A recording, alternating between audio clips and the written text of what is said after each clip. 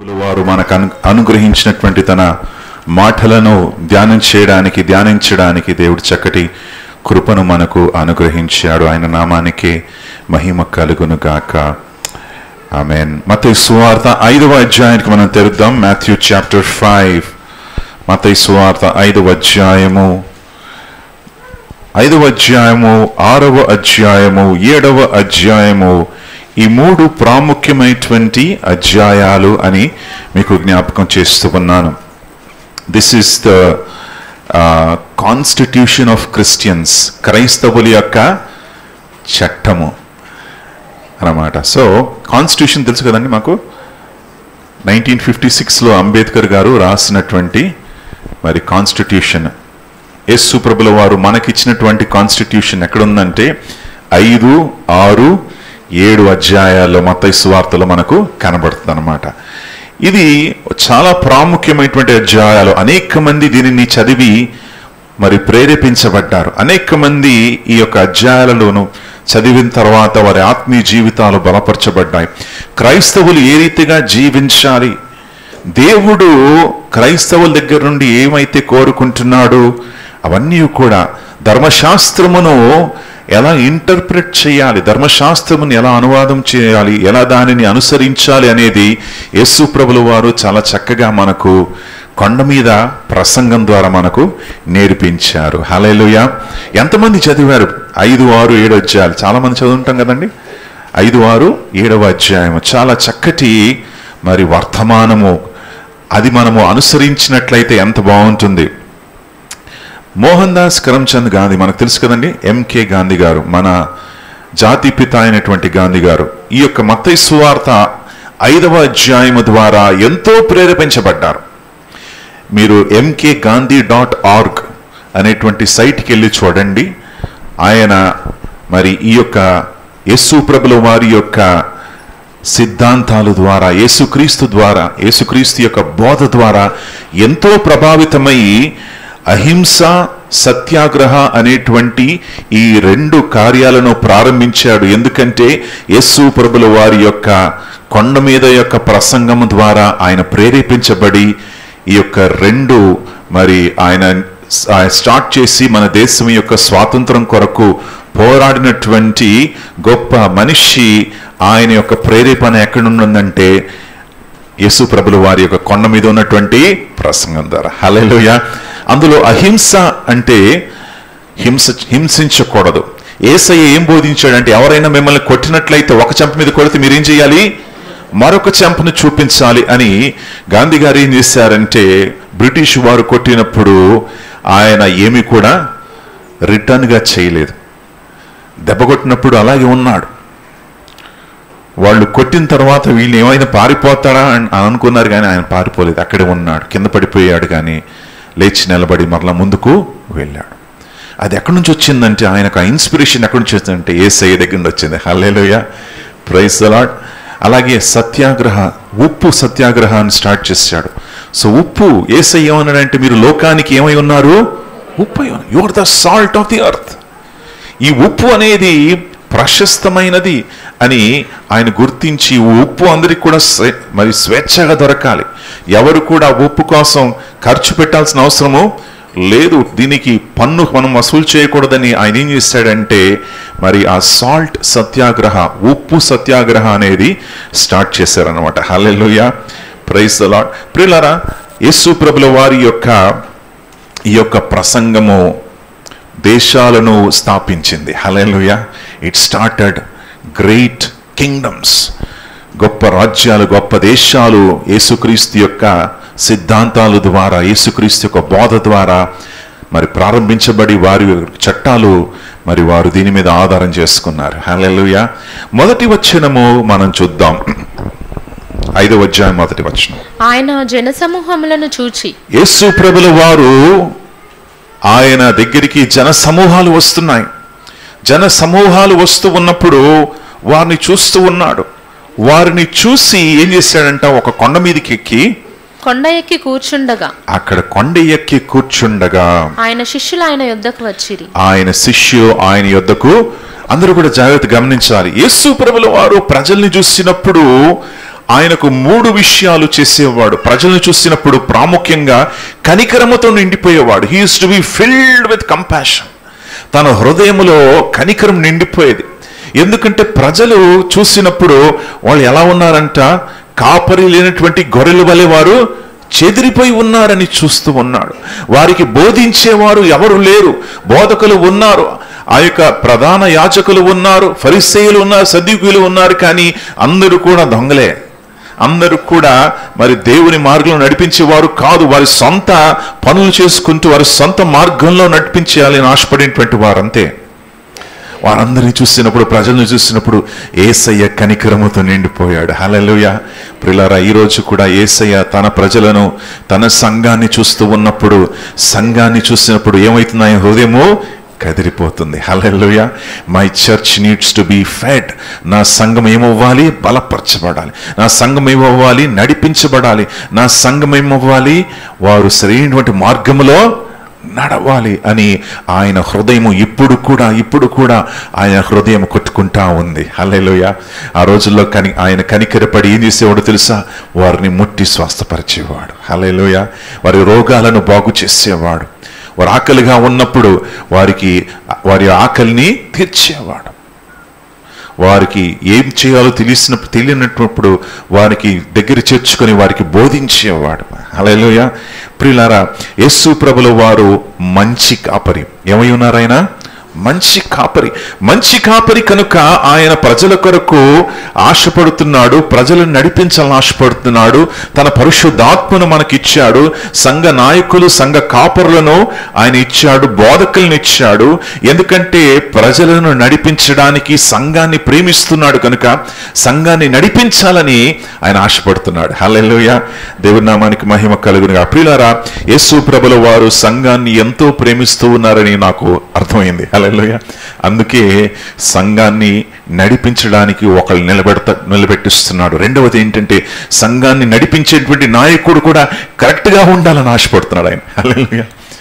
Not just lead, but the person leading should also be right in the presence of God. దేవుని యొక్క సన్నిధిలో ఆయన జీవితం కూడా ఎలా ఉండాలి?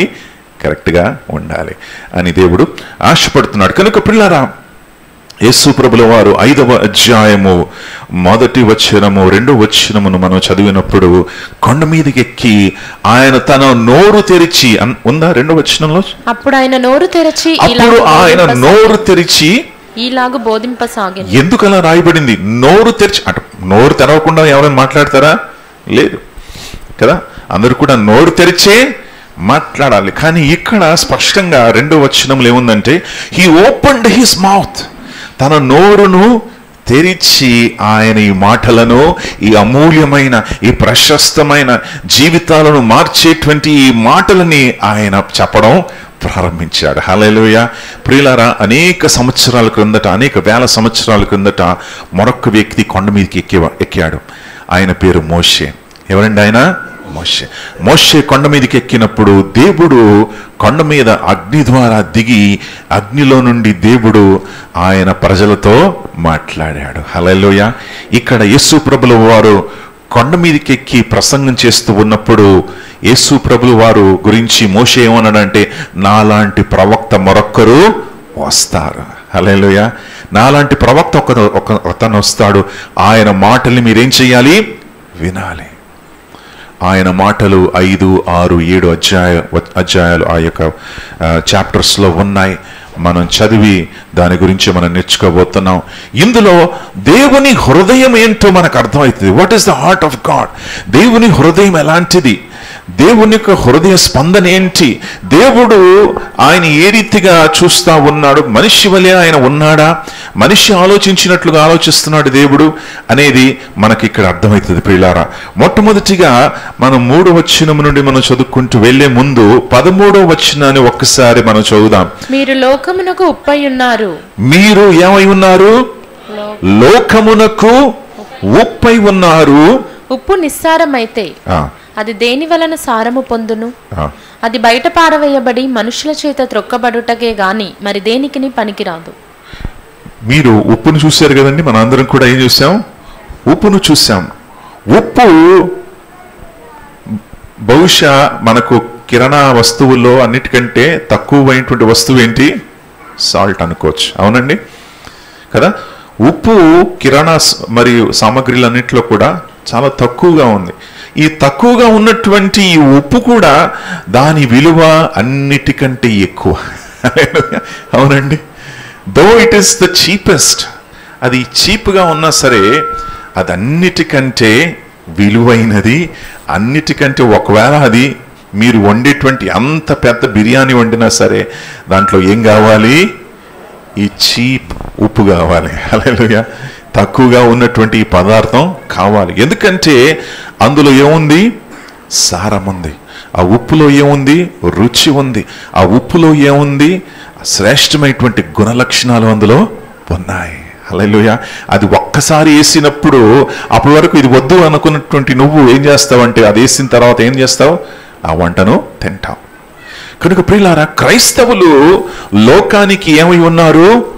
ఉప్పై ఉన్నారు. అంటే లోకము పాపములో ఉన్నది, లోకము చీకటిలో ఉంది, లోకము దేవునికి దూరమైపోయింది, లోకము దేవునికి వ్యతిరేకంగా ఉంది అని బైబిల్ అంటా ఉంది. అలాంటి లోకములో దేవుడు ఏం చేశాడంటే నిన్ను నన్ను కూడా పెట్టాడు. హల్లెలూయా.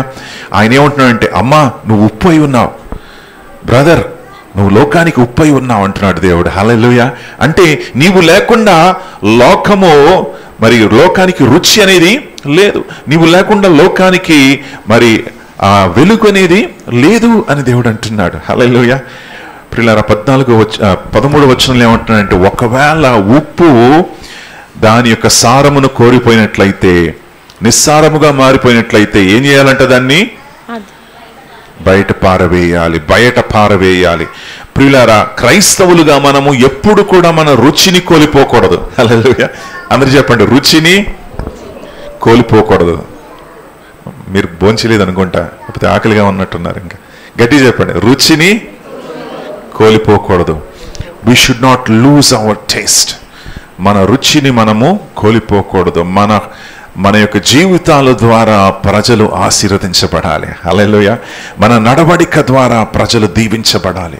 మన కుటుంబము ద్వారా ప్రజలు ఆశీర్వదించబడాలి. మన ప్రవర్తన ద్వారా ప్రజలు మరి వారి జీవితాల్లో రుచి అనేది రావాలి. నేను చూసినప్పుడు అరే రే వాడు వేస్ట్ఫుల్ అని ఎవరు కూడా చెప్పకూడదు. హల్లెలూయా. వారు ఏం చేయాలంటే, అరే ఎంత మంచోడు, ఎంత సత్క్రియలు చేసేటువంటి వాడు, ఆయన జీవితం చూడండి ఎంత బాగుంది అని ప్రజలు మీ గురించి, నా గురించి, మన గురించి సాక్ష్యము చెప్పాలి. అటువంటి జీవితము జీవించాలి క్రైస్తవులు అని బైబిలు హెచ్చరిస్తా ఉంది. అటువంటి జీవితాన్ని నువ్వు నేను కూడా జీవించాలి ప్రియులారా. అప్పుడే క్రైస్తవ జీవితము. 14వ వచనము, మీరు లోకానికి ఏమై ఉన్నారు? వెలుగై ఉన్నారు.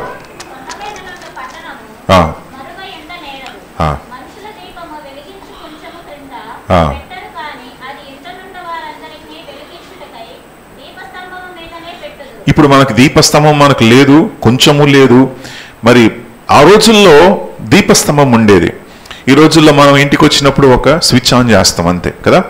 ఆ రోజుల్లో maybe some years back, maybe 50 years back, 50 సంవత్సరాల క్రిందట అనుకోవచ్చు మనం, 50 or 60 years బ్యాక్ మరి అందరింట్లో కెరోసిన్ దీపాలు ఉండేవి. గుర్తుందా కొంతమందికి? మరి వృద్ధులుగా ఉన్నటువంటి వారు మరి వాళ్ళకు గుర్తుంటుంది.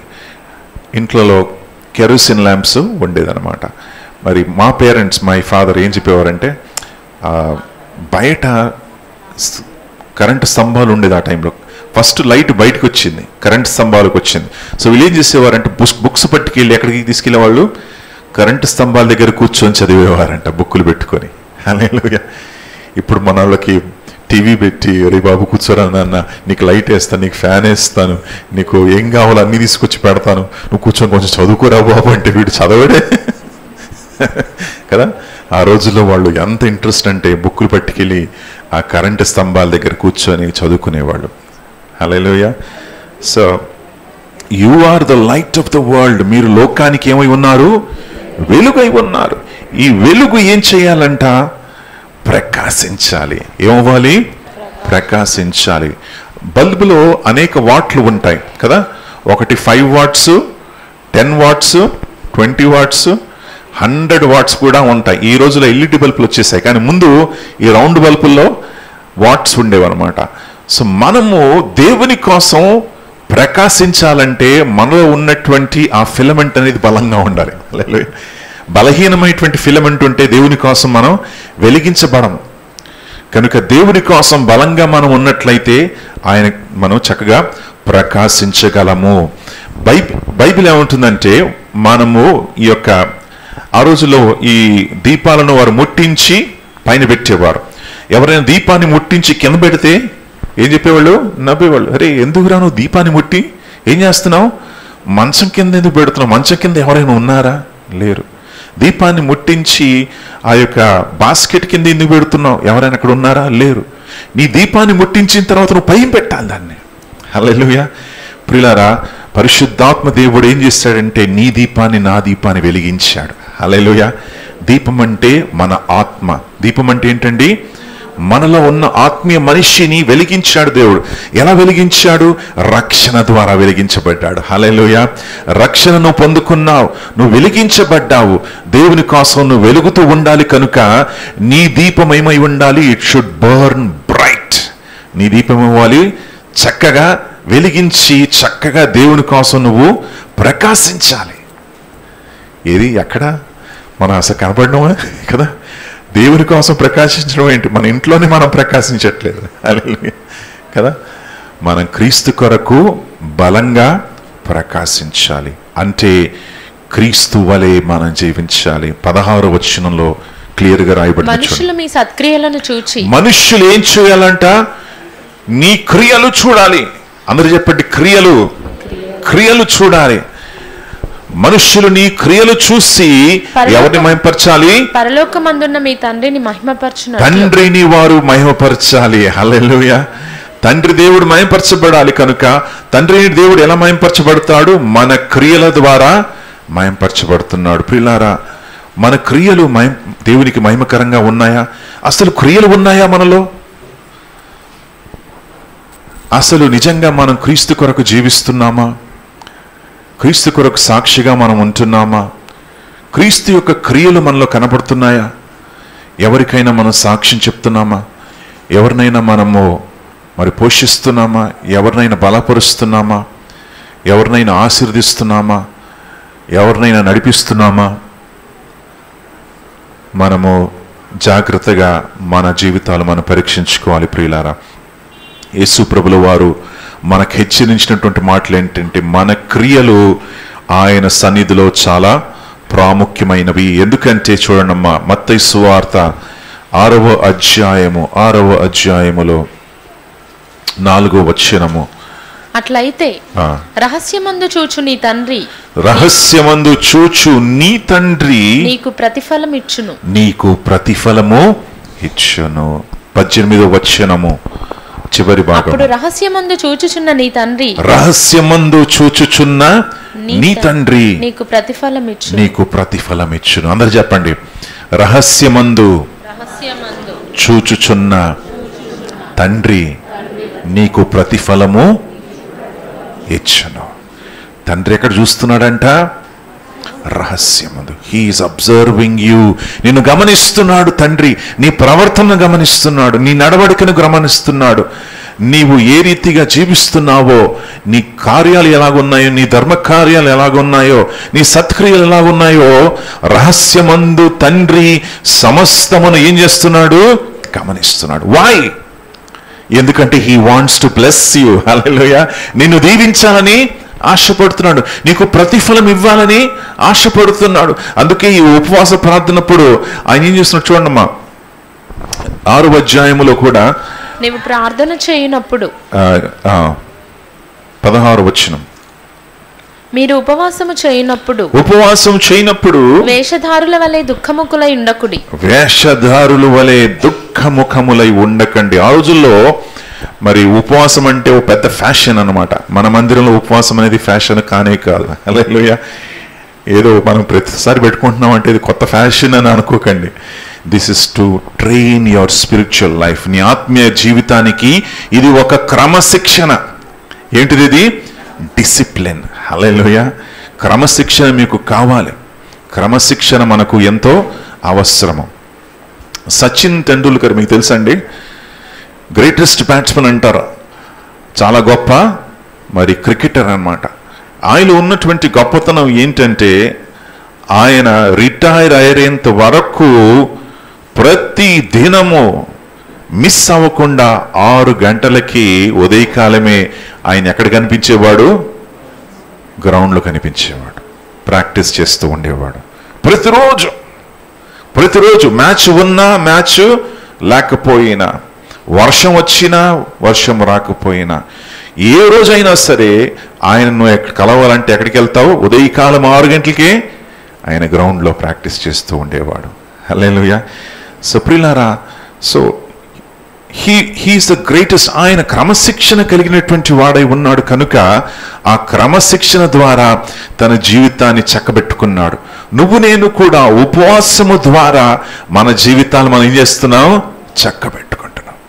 We need to discipline our lifes. క్రమశిక్షణ ద్వారా, ఉపవాస ప్రార్థన ద్వారా మనం చక్కబెట్టుకుంటున్నాం. ఆ రోజుల్లో పెద్ద పెద్ద డ్రెస్సులు వేసుకునేవాళ్ళు, అంగీలు వేసుకునేవాళ్ళు. పెద్ద పెద్ద ఆ యొక్క ఫరిసీయులు ఇంత గడ్డం ఉండేది వాళ్ళకి, తల మీద తలంతా కూడా ఇట్లా కప్పుకొని పరలోకమందున మా తండ్రి అని రోడ్డు మీద నిలబడి ప్రార్థన చేసేవారు. అందరూ కూడా ఏమనుకునేవారంటే, ఒరి బాబు ఎంత భక్తిపరుడండి, ఎంత గొప్పవాడండి, ఆహా ఆ ప్రార్థన చూడండి. కొంతమంది ప్రార్థన చేసినప్పుడు కొన్ని ప్రార్థనలు ఎలా ఉంటాయంట, మా ప్రియ పరలోకపు తండ్రి, ఇదిగో ప్రభువా నీ నామం. అది ఎలా ఉందంటే ఒక మహారాజు దగ్గరికి వచ్చి ఏదో ఒక చదువుతున్నట్లుగా ఉంటుంది అన్నమాట. కానీ యేసయ్య అలా చేయలేదు. యేసయ్య వాళ్ళకి ఎలా నేర్పించాడంటే, అబ్బా తండ్రి, డాడీ అని ప్రార్థన నేర్పించాడు. హల్లెలూయా. యేసయ్య వారి దగ్గరికి వచ్చినప్పుడు వాళ్ళు వచ్చి యేసయ్యని అడిగాడు, టీచర్స్ హౌ టు ప్రే, ప్రార్థించడానికి మాకు నేర్పించడంటే, అయ్యా చాలా సింపుల్, దేవుని దగ్గరికి వెళ్ళి పరలోకమందున మా తండ్రి నీ నామము పరిశుద్ధపరచబడును గాక అని ఒక సంబంధం అనేది ఏర్పడుతుంది. అక్కడ దేవునికి మనిషికి ఒక సంబంధం. కనుక మీరు ఉపవాసం ఉన్నప్పుడు అందరి వలె బయట చూపించుకోవడానికి కాదు, బయట మనం ఎంత భక్తిపరులమై ఉన్నామో, ఎంత మరి ఆత్మీయులై ఉన్నామో అని షో చేయడానికి కానే కాదు. హల్లెలూయా. దేవుడు ఏం చూస్తున్నాడు? బయట షో చూడడు. దేవుడు ఎవరిని చూస్తారు? మన హృదయమును చూస్తాడు. హల్లెలూయా. మన బయట మనం చేసేటువంటి కార్యాలు కాదు ఆయనకు ముఖ్యం, హృదయం ముఖ్యం. హల్లెలూయా. బయట ఆయనకు ముఖ్యం కాదు. కనుక దేవుడు ఏమంటున్నాడంటే, నువ్వు ఉపవాసం ఉన్నప్పుడు లోపలికి వెళ్ళు, తలుపేసుకో, మోకరించు, నా ఎదుట సాగిలపడి ప్రార్థించు. హల్లెలూయా. అప్పుడు నీకు నేనేమిస్తాను? ప్రతిఫలం ఇస్తాను. Hallelujah. I will bless you, నేను ఆశీర్వదిస్తాను. ఎందుకంటే నువ్వు మరి జెన్యూన్ పర్సన్ అయి ఉన్నావు. You are not a show person, you are a genuine person for God. Hallelujah. నువ్వు వేషధారివి కావు, ప్రజల కొరకు మెప్పు కొరకు నువ్వు చేసేది కాదు, కానీ దేవుని మహిమ కొరకు నువ్వు చేస్తున్నావు కనుక నేను నిన్ను ఏం చేస్తాను? ఆశీర్వదిస్తాను. హల్లెలూయా. ఇది దేవుని యొక్క హృదయం. This is the heart of God. ఇది దేవుని యొక్క హృదయమై ఉన్నది అని మీకు మరి బైబిల్లో మనం చూస్తున్నాం. కనుక ప్రియులారా, అలాగే 3వ అధ్యాయము 3వ వచనము చూడండి. 6వ అధ్యాయం 3వ వచనం. నీవైతే ధర్మము చేయనప్పుడు నీ ధర్మము రహస్యముగా ఉండు నిమిత్తము నీ కుడి చెయ్యి చేయున్నది నీ ఎడమ చేతికి తెలియక ఉండవలెను. కుడి చెయ్యి చేసేది ఎడమ చెయ్యికి తెలియకుండా ఉండాలంట. అంటే ఈ కుడి చెయ్యిలా అనేటప్పుడు ఎడమ చెయ్యిని మనం వెనక్కి పెట్టుకోవాలా? కాదు. కుడి చెయ్యి ఎడమ చెయ్యి అంటే నీకు దగ్గరగా ఉన్న వాళ్ళకు కూడా తెలియకూడదు. హల్లెలూయా. ఏంటి నువ్వు ఏం చేస్తున్నావో, నువ్వు దేవుని ఎలా మహింపరుస్తున్నావు నీ కార్యాల ద్వారా, అది నీ దగ్గరగా ఉన్నటువంటి వారికి కూడా తెలియకపోతే అది ఎవరు చూస్తున్నారు? పరలోకపు తండ్రి చూస్తున్నాడు. హల్లెలూయా. ఆ రోజుల్లో మందిరంలో పెద్ద ఇది ఉండేదంట. ఏది మన ఒక ట్రంపెట్ లాంటిది ఉండేది. అందులో వీళ్ళు ఏం చేసేవారంటే ధనము తీసుకొచ్చి అందులో వేసేవారు. ఆ డబ్బును తీసుకొచ్చి అందులో వేసినప్పుడు ఆ డబ్బు లోపల గరగర తిరిగి వెళ్ళి ఆ పెట్టెలు పడేది. సో చిన్న నాణ్యం వేస్తే ఏమవుతుంది, సౌండ్ తక్కువ అని పడిపోయేది. సో వాళ్ళు ఫరిసీయులు ఏం చేసేవారంట, వాళ్ళ దగ్గర ఉన్నటువంటి డబ్బు అంతా కూడా తీసుకొచ్చి అందులో వేసేవారు. వేసినప్పుడు అది తిరిగినప్పుడు గరగర తిరిగి పడేది. అలా తిరిగి పడినప్పుడు అందరు కూడా అరే ఎంత గొప్ప వ్యక్తి అండి అయినా, ఎంత ధనం ఇచ్చాడు దేవుని కోసం. విధవరాలు వచ్చింది, ఆమె దగ్గర ఉన్నదంతా కూడా వేసిందంట, 2 కాసులు మాత్రమే. హల్లెలూయా. ఆ 2 కాసులు వేసినప్పుడు సౌండ్ కూడా రాలేదు. అక్కడ యేసయ్య కూర్చొని గమనిస్తున్నాడు. హల్లెలూయా. ఏమంటున్నాడంటే ఆమె వేసిన అందరికంటే గొప్పది. ఎందుకు? ఆమె సమస్తము ఇచ్చింది. మనం పాడాం కదా పాట, ఏంటి? నా సమస్తము కదా, నా సమస్తము అంటున్నాం కదా. ఎక్కడ సంస్థ ఎక్కడుంది? సమస్తం ఇస్తున్నామా దేవునికి కదా. we need to give our hearts, మన హృదయాలను దేవునికి మనం సమర్పించాలి, పరిపూర్ణంగా దేవునికి సమర్పించాలి అని బైబిల్ హెచ్చరిస్తా ఉంది. దేవుని నామానికి మహిమ కలుగును గాక. కొండ మీద ఉన్నటువంటి ఈ ప్రసంగాన్ని మనం లోబడినట్లయితే, దానికి మనం అనుసరించినట్లయితే మనకంటే ధన్యులు ఎవరు కూడా ఉండరు. హల్లెలూయా. దేవుని నామానికి మహిమ కలుగును గాక. ఇంకా కొన్ని మాటలు మనం చూసుకున్నాం. 6వ అధ్యాయానికి మనం వద్దాం. 6వ అధ్యాయము 19వ వచనము. భూమి మీద మీ కొరకు ధనమును కూర్చుకొనవద్దు. భూమి మీద మీ కొరకు ధనమును కూర్చుకోకొనదు. ఇక్కడ చిమ్మెటయు తుప్పును తినివేయును. ఇక్కడ ఏమైతుందంట? చిమ్మటయు తుప్పు కూడా ఏం చేస్తుంది? దొంగలు కన్నము వేసి దొంగిలెదరు. దొంగలు కూడా ఏం చేస్తారు? కన్నం వేసి దాన్ని దొంగలించేస్తారు. చూస్తారా ప్రియులారా, మరి ధనం గురించి ప్రజలు ఎంతగా ఆతృత పడుతున్నారు, ఎంతగా ఆశపడుతున్నారంటే, రీసెంట్గా మరి మీరు పేపర్లో చూస్తుంటారు, ఒక యాక్ట్రెస్ అన్నమాట, కర్ణాటకలో ఉన్నటువంటి యాక్ట్రెస్. ఆమె దుబాయ్ నుండి బంగారం తీసుకొస్తుంది. ఎక్కడికి? మనది ఇండియాకి తీసుకొస్తుంది. ఈ తొడ మీద ఏం చేసిందంటే బంగారం అంతా కూడా బిల్లలు కట్టేసుకొని దాన్ని టేపుతో అతికిచ్చేసి వచ్చేస్తుంది లోపలికి. ఎక్కడికి? మన దేశంలోకి. ఆమెకి ఏం తక్కువ? ఆమె యాక్ట్రెస్, వాళ్ళ నాన్నగారు డీజీపీ, వాళ్ళకంతా కూడా ఉంది. అయినా సరే ఏం కావాలి? ఇంకా ధనాపేక్ష. సో ప్రజలు ధనం కొరకు ఎందుకు ఇంత ప్రాకులాడుతున్నారంటే, వాళ్ళు ఏంటి? ధనము ద్వారా ఏం పొందుకోవాలి? సుఖము పొందుకోవాలి. ఎక్కువ ధనం ఉంటే ఎక్కువ సుఖము, తక్కువ ధనం ఉంటే తక్కువ సుఖము అనుకొని వాళ్ళు ఏమనుకుంటున్నారంటే ధనములో సుఖము ఉన్నది, అందుకే ధనం వెనకాల పరిగెత్తున్నారు. యేసయ్య ఏమంటున్నాడంటే ధనములో సుఖము లేదురా బాబు, ధనం ఉంటే నీవు అంక నిద్రపోవు నువ్వు. ఎందుకు? అది ఎక్కడ పెట్టాలి? ఆ షేర్ మార్కెట్ పడిపోయింది కదా, ఇప్పుడు ఏం చెయ్యాలి కదా. రియల్ ఎస్టేట్ మనం కొనుక్కున్నాను, రియల్ ఎస్టేట్ పడిపోయింది. బ్యాంకులు పెడితే ఆ బ్యాంకులు కూడా సేఫ్గా లేవు, వెనక నుండి వచ్చి దొంగలించి వెళ్ళిపోతున్నారు ఇప్పుడు. అందుకే యేసయ్య ఏమంటున్నాడంటే నీ హృదయము ఏం చెయ్యాలంట? నీ హృదయం ఎక్కడైతే ఉందో, 21 వచనం చూడమ్మా. నీ ధనం ఎక్కడ నుండునో, నీ ధనం ఎక్కడ ఉండునో అక్కడ నీ హృదయము ఉండును. అక్కడ నీ హృదయము కూడా అక్కడే ఉంటుంది. నీ ధనము పరలోకములో నువ్వు చేర్చుకోవాలి అని యేసయ్య హెచ్చరిస్తున్నాడు. అంటే లోకములో సంపాదించవద్దు, లోకములో డబ్బును చేర్చుకోవద్దు అని యేసయ్య అనట్లేదు. యేసయ్య ఏమంటున్నాడంటే నీ హృదయము ఇంపార్టెంట్ ఆయనకి. నీ హృదయం ఎక్కడ ఉండాలి? ఎప్పుడు కూడా ఆయన వైపు ఉండాలి. హల్లెలూయా. నీ హృదయము ఆయనలో ఉండాలి కనుక ఆయన నీ ధనమై ఉండాలి. ఆయనకు నువ్వు ప్రాముఖ్యత ఇవ్వాలి. ఆ యేసయ్యకు నువ్వు ప్రాముఖ్యతనిచ్చి ఆయన నువ్వు ధనము వలె నువ్వు ఎంచాలి. You have to treat him as precious. ఆయన ప్రశస్తుడు అని నువ్వు ఎంచాలి. హల్లెలూయా. ఆయన విలువైనటువంటి వాడు నువ్వు ఎంచాలి. ఆయన నన్ను పిలిచాడు, ఆయన పిలుపు విలువైనది నువ్వు ఎంచాలి. హల్లెలూయా. ఆయనను వెంబడించడము విలువైనటువంటి పని అని నువ్వు ఎంచుకోవాలి.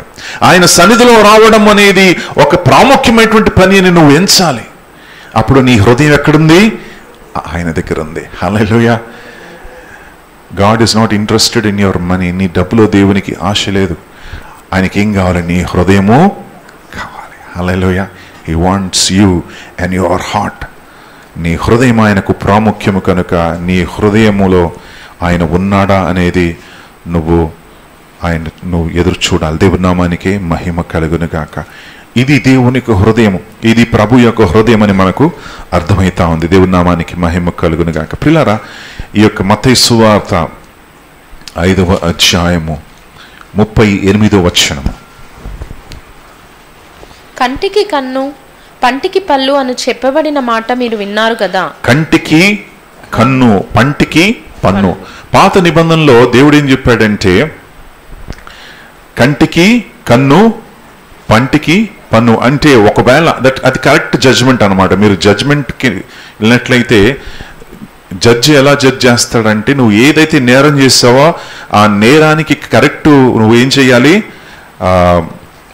దాని యొక్క వెల నువ్వు చెల్లించాలి కదా.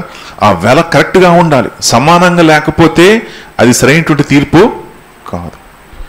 సో యేసయ్య ఏమన్నాడంటే, దేవుడు ఏమన్నాడంటే పాత నిబంధనలో పంటికి పన్ను కంటికి కన్ను అనేటువంటి మాట అన్నాడు. కానీ ఇక్కడ యేసయ్య మనకు దాని యొక్క భావాన్ని తెలియపరుస్తున్నాడు. 39వ వచనములు చూడండి. నేను మీతో చెప్పున్నదేమనగా దుష్టుని ఎదురింపక నిన్ను కుడి చెంప మీద కొట్టువాని వైపునకు, నీ కుడి చెంప మీద కొట్టినటువంటి వాడి వైపు ఎడమ చెంప కూడా త్రిప్పుము.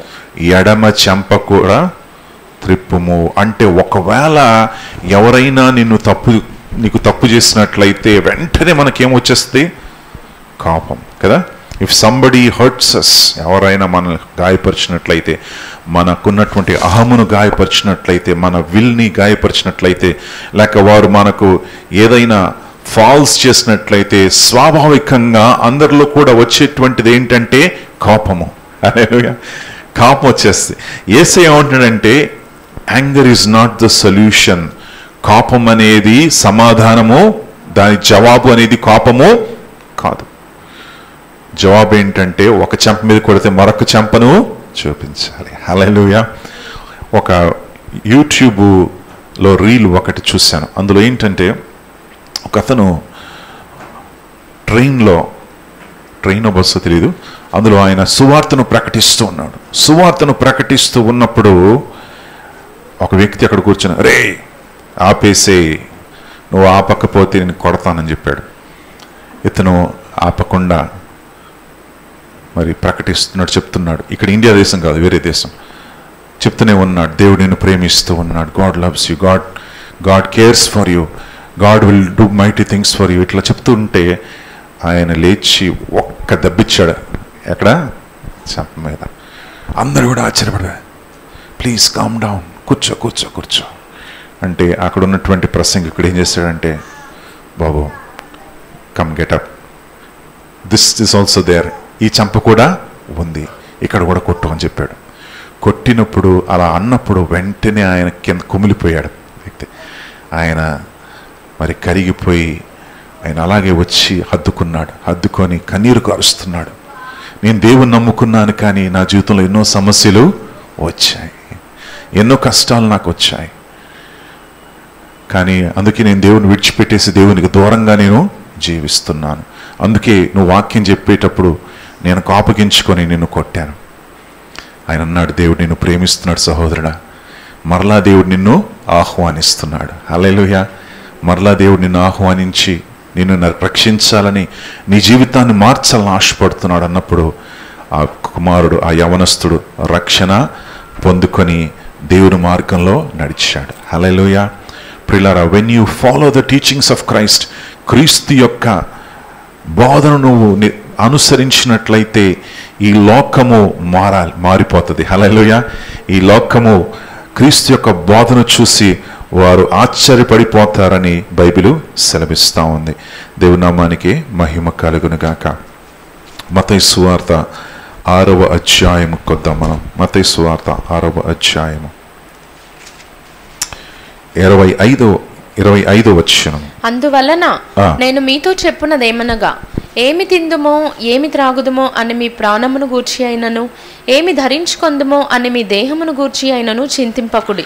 నీ ప్రాణము గురించి చింతించకండి, నీ దేహము గురించి చింతించకండి. మనం అందరం కూడా ప్రతిరోజు చేసేటువంటి పని ఇదే. ఏంటిది? ఏం తినాలి మనం, మార్నింగ్ ఏం తినాలి, ఆఫ్టర్నూన్ ఏం తినాలి, ఈవినింగ్ మనం ఏం తినాలి, మార్నింగ్ ఏ డ్రెస్ వేసుకోవాలి, ఆఫ్టర్నూన్ ఎక్కడికి వెళ్ళాలి, సాయంత్రం ఎక్కడికి వెళ్ళాలి. ఇది ప్లానింగు, ఈ డ్రెస్సింగు, ఈ తినడము, వీటిలోనే మన జీవితం గడిచిపోతుంది. దేవుడు ఏమంటున్నాడో తెలుసా? చూడమ్మా, ఆహారము కంటే ప్రాణము, వస్త్రము కంటే దేహమును గొప్పవి కావా? వస్త్రము కంటే దేహము గొప్పది కాదా? హల్లెలూయా. ప్రియులారా, దేవుడిచ్చినటువంటి ఈ జీవితాన్ని ఆయన మహిమ కొరకు నువ్వు వాడుకోవాలని దేవుడు అంటున్నాడు. కనుక నీవు ప్రాధాన్యత దేనికి ఇస్తున్నావు? హల్లెలూయా. ఆహారానికి, మరి బట్టలకు, వస్త్రాలకు, ఇహలోక సంబంధమైనటువంటి విషయానికి నువ్వు ప్రాధాన్యత ఇస్తున్నావా, లేదా దేవునికి ప్రాధాన్యత ఇస్తున్నావా? ఎందుకంటే వీటి గురించి నువ్వు ఎక్కువగా ఆలోచిస్తే నువ్వేం చేస్తున్నావు అంటే చింతిస్తున్నావు, కలవరపడుతున్నావు, భవిష్యత్తు గురించి చింతిస్తున్నావు, పిల్లల గురించి చింతిస్తున్నావు, సమస్యల గురించి చింతిస్తున్నావు, ఫ్యూచర్ గురించి ఆలోచిస్తున్నావు. వీటన్నిటి గురించి నువ్వు చింతిస్తున్నావు. కానీ దేవుడు ఏమంటాడంటే చింతను విడిచిపెట్టేసే. హల్లెలూయా. డూ నాట్ వరీ అని దేవుడు అంటున్నాడు. చింతించకండి అని దేవుడు అంటున్నాడు. ఎందుకంటే చింతించడం ద్వారా నువ్వు ఏమీ కూడా మార్చలేవు. ఒక్క హెయిర్ అయినా కూడా, ఒక తల వెంట్రుకైనా కూడా నువ్వు ఏం చేయలేవు. మీలోనెవడు చింతించుట వలన తన ఎత్తు మూరెడు ఎక్కువ చేసుకొనగలడు. వస్త్రములను గూర్చి మీరు చింతింపనేలా. సో వస్త్రముల గురించి చింతించడం ఎలా? ఇది మరొక అధ్యాయంలో ఏముందంటే నీ యొక్క తల వెంట్రుల్ని కూడా ఏం చేయలేవు, నువ్వు తెలుపు చేయలేవు. అంటే ఆ రోజుల్లో హెయిర్ డైస్ లేవు. కానీ మరి వాళ్ళు ఏం చేసేవారంటే ఈ హెయిర్స్ ఒకవేళ తెల్లగైతే తెల్లగనే, నల్లగుంటే నల్లగనే. సో ఆ హెయిర్స్ని మనం మార్చలేము, మన యొక్క జీవితాన్ని మనం మార్చుకోలేము. కనుక క్రీస్తు కొరకు మనము జీవించాలి. 32వ వచనం చూడమ్మా. ఇవన్నీ మీకు కావాలనని మీ పరలోకపు తండ్రికి తెలియను. నీ పరలోకపు తండ్రికి తెలియను. అందుకే నువ్వేం చేయాలంటే పరలోకమందున మా తండ్రి అని నువ్వు ఏం చెయ్యాలి? ప్రార్థించాలి. Because your father knows. మీ తండ్రికి తెలుసు, మీ పరలోకపు తండ్రికి తెలుసు. కనుక వాటి గురించి నువ్వు చింతించడము, వాటి గురించి నువ్వు కలవరపడడం అనేది మానివేయాలి అని బైబిలు సెలవిస్తా ఉంది. ఈ పరలోక ప్రార్థన ఎంత అద్భుతమైనటువంటి ప్రార్థన. పరలోకపు మా తండ్రి, నీ నామము పరిశుద్ధపరచబడనుగాక, నీ రాజ్యము వచ్చునుగాక. ఆయన నామం మహింపరచబడాలి, ఆయన రాజ్యము రావాలి, ఆయన చిత్తము పరలోకమందు జరిగినట్లుగా భూలోకములో జరగాలి. ప్రార్థించండి మీరు కూడా, ప్రభువా నీ చిత్తము జరుగునుగాక. చేశారా ప్రార్థన ఎప్పుడైనా? ప్రభు, నా జీవితంలో నా చిత్తము కాదు, నీ చిత్తము జరుగునుగాక. ప్రభు, నీ చిత్త ప్రకారం నేను జీవించాలి, నీ ఇష్ట ప్రకారం నేను జీవించాలి. ప్రభువా నా జీవితాన్ని మార్చు అని you have to align your self with God. దేవునికి నిన్ను నీవేం చేసుకోవాలి? కనెక్ట్ చేసుకోవాలి. నీ జీవితాన్ని దేవునికి అనుకూలంగా నువ్వు జీవించాలి. హల్లెలూయా. ఎందుకంటే పరలోకపు తండ్రి గమనిస్తున్నాడు. హల్లెలూయా. బహుమానమును ఇవ్వాలని ఆశపడుతున్నాడు. ఉపవాసానికి బహుమానం ఉంది. చూసారా? 18వ వచనంలో ఏముంది? అప్పుడు రహస్యమందు చూచుచున్న నీ తండ్రి నీకు ప్రతిఫలం ఇచ్చును. కనుక ప్రియులారా, మీరు ఉపవాసం ఉన్నప్పుడు there is a blessing in fasting and praying. హల్లెలూయా. ఉపవాస ప్రార్థనలో ఒక ఆశీర్వాదం ఉంది. ఆశీర్వాదం ఏంటంటే పరలోకపు తండ్రి నిన్ను ఆశీర్వదిస్తాడు. హల్లెలూయా.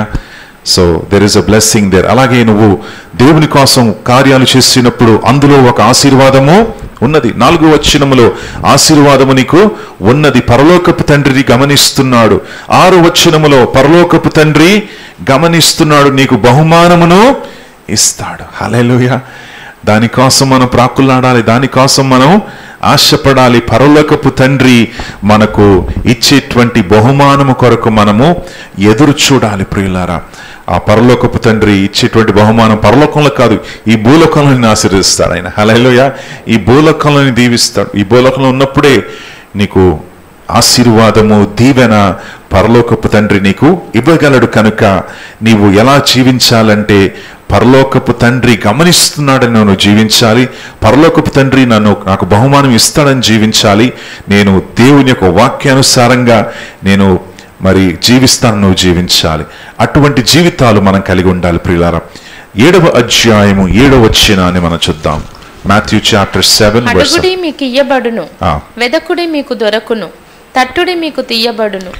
అడుగు ప్రతివాడును పొందును, వెదకువానికి దొరుకును, తట్టువానికి తీయబడును. అడుగుడి, వెతకుడి, తట్టుడి. అడగడము, వెతకడము, తట్టడము.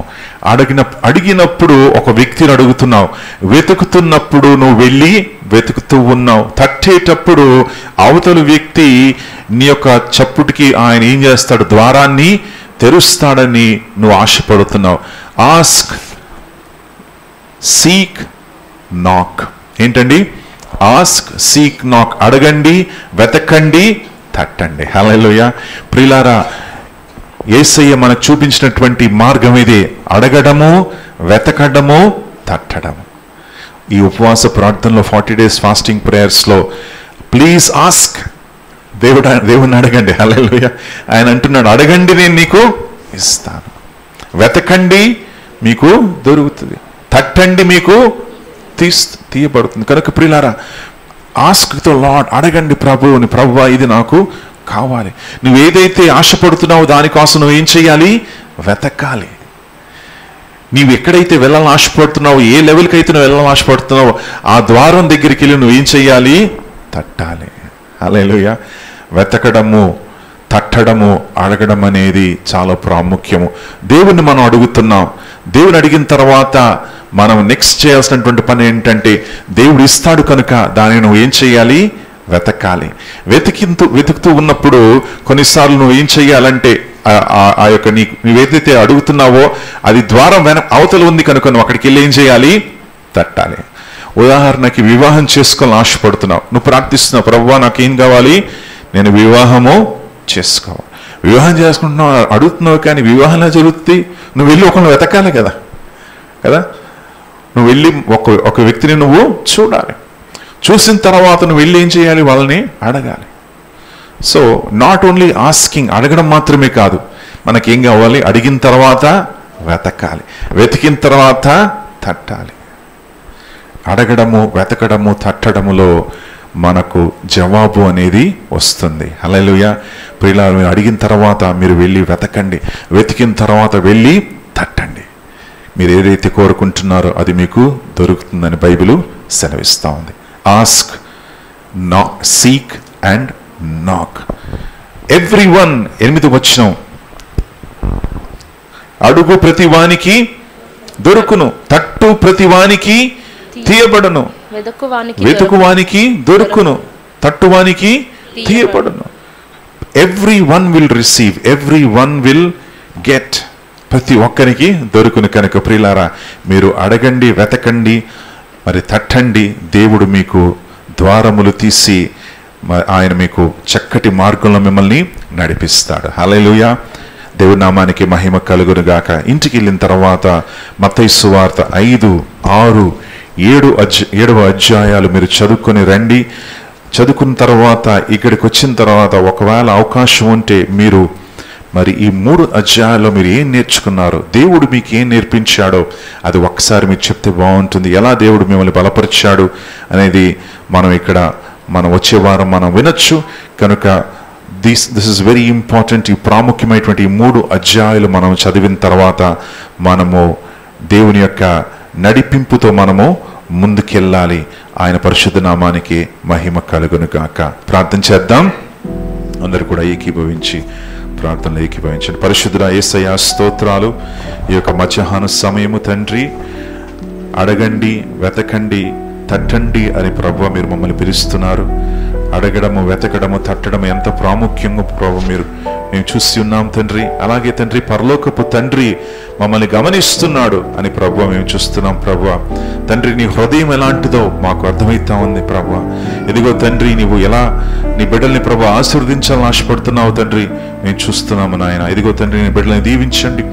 ఆశీర్వదించండి, వారి ప్రతి అవసరతను తీర్చండి అయ్యా తండ్రి. ప్రభు ప్రతి ఒక్కరికి కావాల్సినటువంటి ప్రతి మంచి ఈవును దయచేయండి తండ్రి. ఈ 40 days ఫాస్టింగ్ ప్రేయర్లో ప్రభు మేము ముందుకెళ్తూ ఉండగా తండ్రి ప్రభు మరి తండ్రి అడిగేటువంటి ప్రతి విషయము తండ్రి నీ చిత్త ప్రకారము తండ్రి దాన్ని జరిగించి మీ నామానికి మహిమ తెచ్చుకోమని యేసయ్య పేరట మనవి చేస్తున్నాను తండ్రి.